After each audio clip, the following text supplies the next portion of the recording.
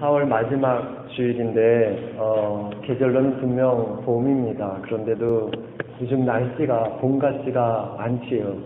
오히려 겨울보다 춥다고 느낄 만큼 아주 쌀쌀하기도 합니다.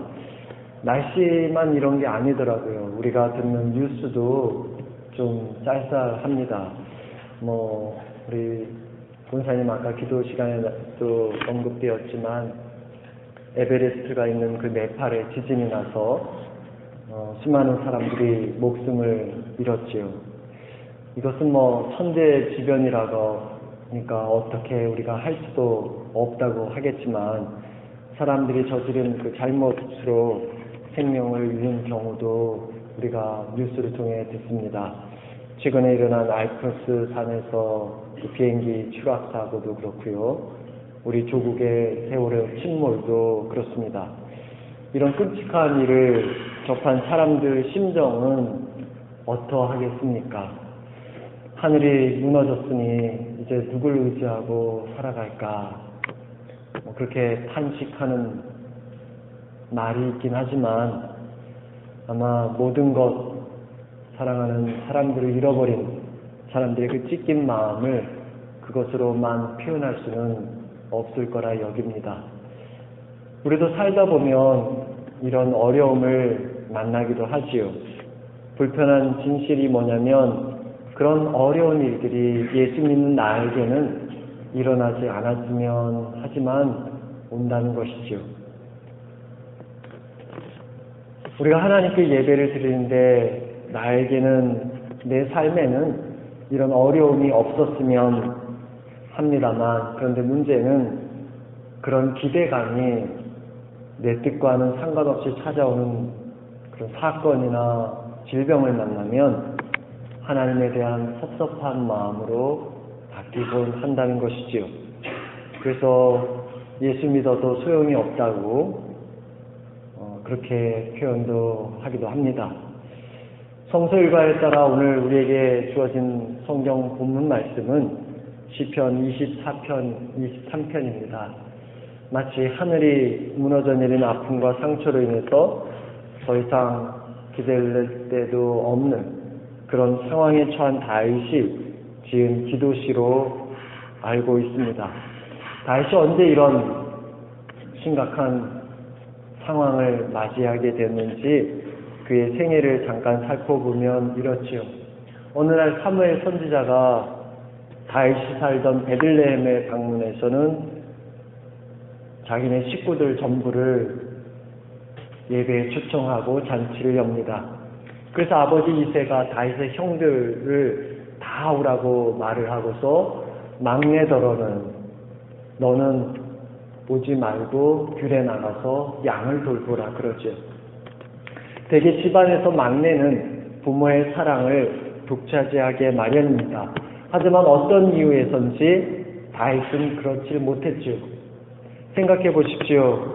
모두가 참석하는 그 잔치 자리에, 그 예배 자리에 나만 가지 못한다면 그것처럼 쓸쓸한 게 어디 있겠습니까?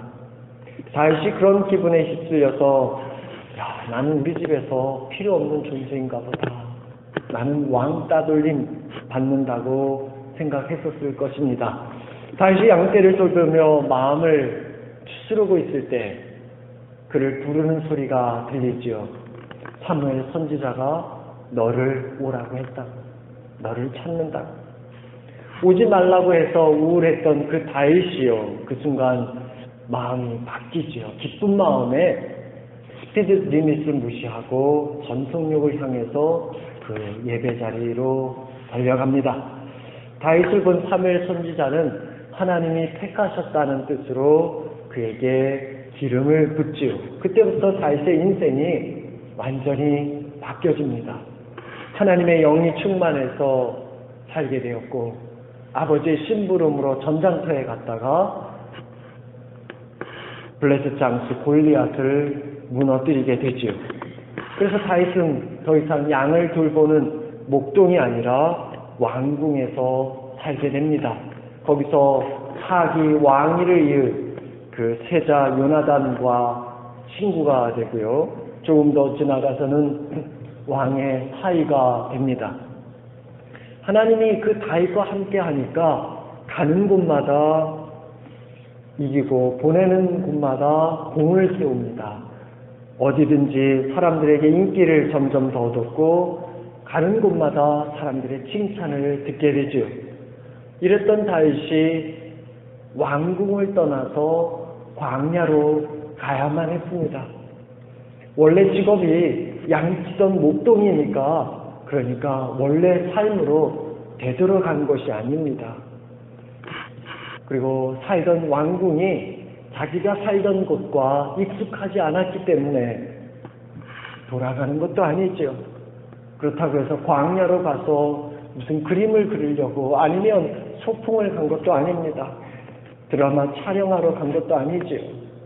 자신을 죽이려고 하는 사울 왕을 피해 도망치다 간 곳이 광야지요. 거기서 다윗은 자신의 삶에 함께 하시고 역사하신 하나님을 이렇게 표현합니다. 1절에 여호와는 나의 목자시니 그랬어요. 5절에서는 주께서 내 원수의 목전에서 나에게 상을 베푸시고 그랬습니다. 생각해 보십시오. 다윗이 지금 어떤 상황입니까? 사울 왕에게 쫓겨간 상황이 아닙니까? 그러니 이렇게 얘기할 수 있죠. 하나님, 해도 너무하십니다. 저에게 기름을 부어주셔서 저를 택해서 불러주신 것이 하나님이신데 하나님 때문에 내가 이런 푸대접을 받는데 이게 말이나 됩니까? 그럴 수도 있지요. 그런데 다윗은 그러지 아니하고 그 하나님을 나의 목자라고 나의 주인이라고 그렇게 말을 한 것입니다. 우리가 성경을 읽다 보면 이스라엘 백성하고 하나님과의 그 관계를 말할 때 빠지지 않고 나오는 비유가 있는데 그것은 양과 목자이죠. 많은 동물들 가운데 왜 하필이면 양을 들었을까요? 우리는 양을 길러본 적이 없어서 양과 목자의 관계가 어떠한지를 잘 알지를 못합니다. 그저 우리가 생각하는 양 하면 하얀 털을 가지고 푸른 초장을 마구 띄워놓는 그런 아름다운 장면만 생각을 하는데 하지만 광야에서요 풀을 먹고 자라는 양 중에 실제로 털이 그렇게 하얀 양이 과연 몇 마리나 있겠습니까? 요즘 애완견들이야 일주일에 한 번 혹은 두 번씩 샴푸로 이렇게 털을 씻어주지만요, 양들을 누가 날마다 혹은 일주일에 한 번 두 번씩 목욕시켜 주겠습니까? 그저 털을 깎아서 옷감을 만들기 위해서 세탁하기 전까지는요 양은 일평생 목욕 한 번 제대로 하지 못하고 자랄 것입니다. 그러니 양처럼 지저분한 게 없는 것이죠. 게다가 사자나 호랑이는 자기 스스로 자신을 지킬 힘이라도 있지만요 양은 방어할 능력이 없잖아요. 기르는 목이라도 길어서 멀리서 오는 적을 보고 피할 수나 있지요. 이 양은 그렇게 할 수도 없습니다. 게다가 이 양은 시력이 나빠서 2m 이상은 볼 수가 없다고 합니다. 그러니 자주 길을 잃어버리기가 일수있죠. 성경에 보면 양이 저 스스로 길을 찾아서 돌아왔다고 하는 표현이 없지 않습니까? 그러니 양은요 자기 혼자 힘으로는 풀이 있는 곳으로 찾아갈 수도 없고 물이 있는 곳으로 갈 수도 없고 신체 구조상 넘어지면 자기 혼자 힘으로는 일어날 수가 없어서 목자가 목동이 그것을 발견하고 거들어서 일으켜 세워주지 않으면 살 수 없는 그런 짐승입니다. 이런 까닭에 양이라고 하는 것은 목자의 돌보심이 없으면 살 수 없는 존재인 것이죠. 1절에서 다윗이 하나님은 나의 목자입니다. 이렇게 한 이유가 바로 이것 때문이죠. 자기 힘으로는 도저히 살 수 없는 양과 같은 존재가 바로 나라는 사실을 말해주는 것이지요. 동시에 목자 되신 하나님이 자신을 안전하게 돌아보아 주셔야만, 하나님이 목자로서 돌보아 주셔야만 살 수 있다는 것을 고백하는 그런 말입니다. 여러분, 광야에 있는 다윗의 신세를 한번 생각해 보십시다. 이제 더 이상 왕의 사위가 아니어서요, 궁전에서 지낼 수도 없습니다. 부인 미갈의 집에서도 쫓겨나야만 했죠. 사무엘이 있는 성전에 아니면 녹당에 있는 예배당에서도 자신을 보호받을 수가 없었습니다. 또 자기네 집으로 가도요, 사울왕의 병사들이 지키고 있기 때문에 거기도 갈 수가 없죠. 더 이상 피난할 곳이 없는 것이지요. 이제 더 이상은 이스라엘 땅에서는 내가 살 수 없겠다 생각을 하고 외국 땅, 블레셋 사람들이 사는 가드 땅으로 정치적 망명을 했지만 그것도 여의치 않았습니다. 여러분이 다윗이라면 어떻게 하겠습니까? 사울왕처럼 나를 괴롭히는 사람에게 쫓아가가지고 죽이든지 살리든지 어디 마음대로 해보라며 목숨을 그 사람께 맡기겠습니까? 아니면 너 죽고 나 죽든지 어디 한번 끝까지 해보자며 전쟁을 선포하겠습니까? 아니면요, 내가 그토록 싫어하는 그 가드왕과 같은 사람에게 찾아가서 무릎 꿇고 제발 한 번만 봐달라고 그렇게 요청을 하겠습니까? 아니면 내 힘으로 살아야지 나밖에 없어 하며 외로운 광야의 삶을 선택하시겠습니까? 광야에 그렇게 쫓겨간 다윗은요, 거기서 하나님을 선택합니다. 시편 57편에 보면 다윗이 사울을 피하여 광야에 굴에 있던 때라는 제목이 붙어 있죠. 거기서 다윗은 이렇게 고백을 합니다. 하나님, 나를 긍휼히 여기시고 나를 긍휼히 여겨 주옵소서. 내 영혼이 주님께로 피하되 주의 날개 그늘 아래서 이 재앙이 지나기까지 피하리이다 하겠습니다. 광야에 간 다윗이요, 그 순간 누구를 피난처로 삼고 있는 것입니까? 하나님이죠. 광야에 간 다윗이요, 누구를 주인으로 모시고 있습니까? 하나님이잖아요. 배우자나 아니면 권력을 가진 사람이나 아니면 어떤 일에 몰두해서 그것을 잊어버리는 것도 아니고요. 아니면 자신이 지니고 있던 예금 통장이 아니고요. 사울 왕이 아니었고요. 가드 왕이 아니었습니다. 다윗은 주님에게 자신의 몸을 의지하고 있습니다. 하나님 아버지의 품을 찾고 있었습니다. 하나님께서 저 뜨거운 햇볕을 가려주는 나의 천장이 되어달라고 기도했고요. 뼛속을 서늘케 하는 저 바람을 막아주는 벽이 되길 요청한 것이죠. 앞으로 어떻게 살아야 할지 전혀 보이지 않는 미래와 매일매일 사울왕에게 쫓겨서 불안하고 두려운 지금의 삶에 흔들리지 않는 나의 굳건한 반석이 되어주길 기도한 것입니다. 이런 다윗을 하나님은요, 사울왕의 손에서 붙잡아 주셨고요, 사는 게 힘들어서 때로 낙심될 때면 요나단과 같은 사람을 보내서 다시금 하나님을 의지할 수 있도록 격려해 주었습니다. 그러기에 다윗은 오늘 박희섭 집사님이 특별 찬송한 것처럼 여호와는 나의 목자시니 내게 부족함이 없으리로다, 그렇게 고백한 것입니다. 이 대목에서 우리는 지금 다윗이요, 자신의 문제가 다 해결됐기 때문에 이러는 것이 아니라는 점을 분명히 알아야 합니다. 다시 말해서 우리가 원하던 것을 다 얻어서, 예를 들면 좋은 직장이나 좋은 학교에 들어가서 혹은 모든 문제가 다 해결되어서가 아니라는 것입니다. 지금 내 눈에 아무것도 보이지 않고요, 필요한 것이 절대적으로 부족한 광야에 있었지만, 그리고 지금도 여전히 내가 문제를 끙끙 앓고 있지만, 하지만 그런 인생의 광야에서도 하나님께서 나의 주인이 되시고 목자가 되시면 살 길이 있다고 그것을 믿었기 때문이었습니다. 오늘 우리는 어떻습니까?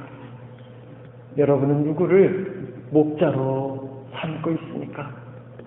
우리 눈에 보기에 도와줄 것 같은 가드왕이 아니라요, 생명의 주관자요 구원자이신 예수 그리스도를 우리 인생의 목자로 삼아야 하지 않겠습니까?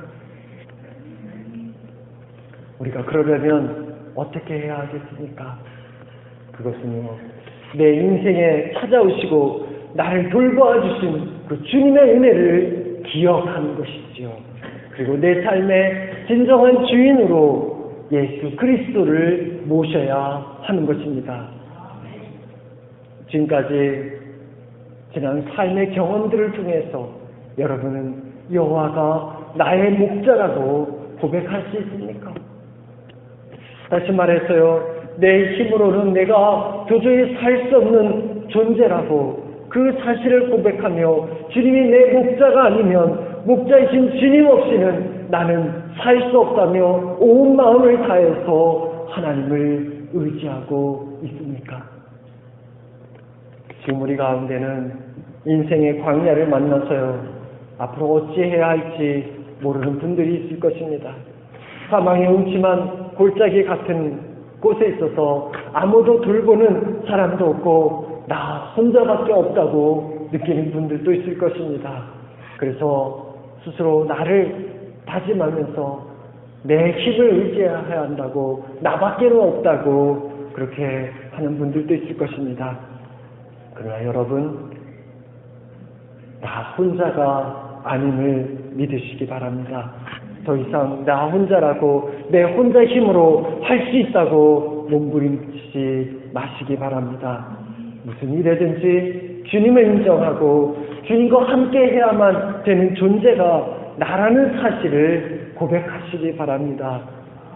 그리고 나 혼자라고, 나밖에 없다는 그런 생각이 불쑥불쑥 올라올 때마다 여호와는 나의 목자시니 내가 부족함이 없으리로다 하는 이 말씀을 기억하시기 바랍니다.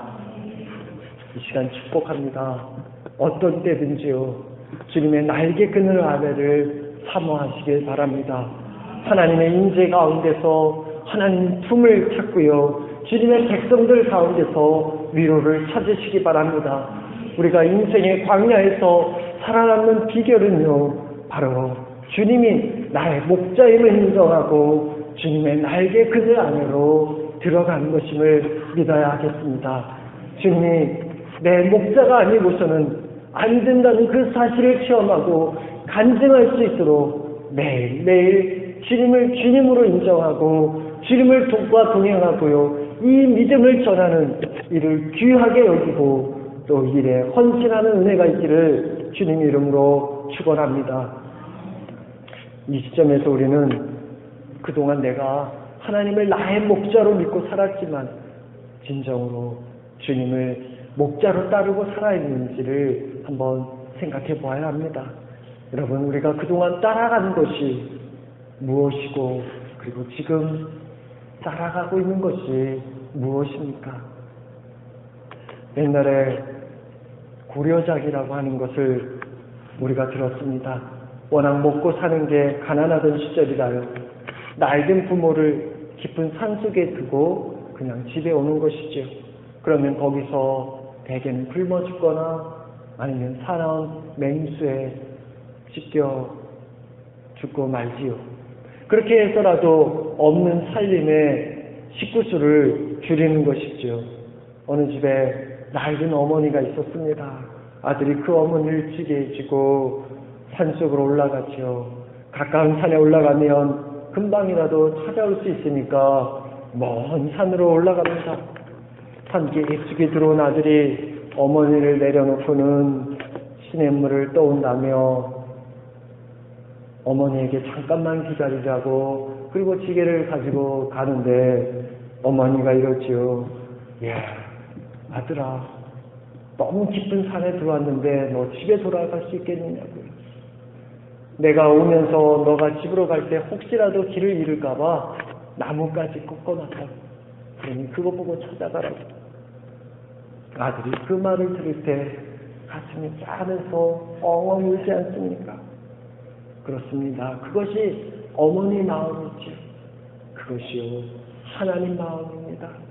우리는 우리의 유익을 위해서 나의 목자이신 주님을 수시로 버리지만 하나님은 우리를 단 한 번도 포기한 적이 없습니다. 오직 우리를 위했으면요, 우리를 위해서 자기의 아들을 십자가에서 대신 죽게 했겠습니까? 지금 인생의 광야를 지나는 분들이 있을 것입니다. 그렇습니다. 광야는요, 고독하고 외롭습니다.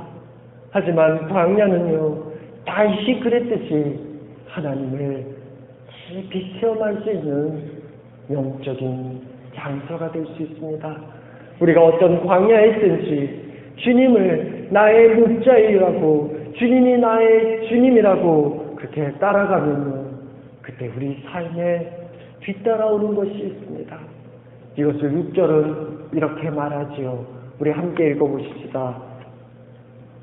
내 평생의 선하심과 인자하심이 반드시 나를 따르니 내가 여호와의 집에 영원히 거하리로다.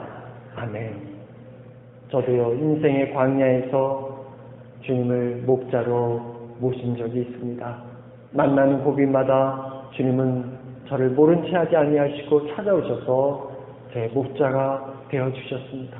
여러분도 그런 경험들이 있을 것입니다. 그 절망과 어둠의 장소에서 하나님의 만난 이야기가 있을 것입니다. 그 이야기를 늘 기억하시기 바랍니다. 그것을 기억하신다면요, 지금 지나는 그 광야를 길도 없고 물도 없는 사막 가운데 있다고 해도 걱정할 것이 없음을 믿으시기 바랍니다. 예전에 인도하신 그 하나님이 지금도 인도해 주실 것이고요, 예전에 만나주신 그 하나님이 지금도 만나주시고 내일도 만나주실 것을 믿으시기 바랍니다. 하지만 하나님이요, 우리의 목자가 아니라고 한다면 우리가 좋다고 여기는 것들, 추구하는 것들이, 따라가는 것들이 우리에게 재앙이 될 수 있음도 우리는 생각해야 합니다. 솔로몬 왕이 그러지 않았습니까? 하나님이 주신 지혜로 큰 축복과 명예와 그 부를 얻었지만, 그러나 목자이신 하나님을 버리니까요, 그 모든 것이 아무런 소용이 없었습니다. 십자가에서 죽었다가 다시 사신 예수 그리스도가 내 삶의 주인이 아니라면 우리가 모든 것을 가진들 그것이 다 문제가 될 것입니다. 하지만 그리스도 예수가 내 삶의 주인이요 목자라고 한다면요, 우리가 비록 아무리 없어도요 문제가 되지 않음을 오늘 말씀은 우리에게 말해주고 있습니다. 여러분, 오늘 우리는 무엇을 따라가고 있습니까?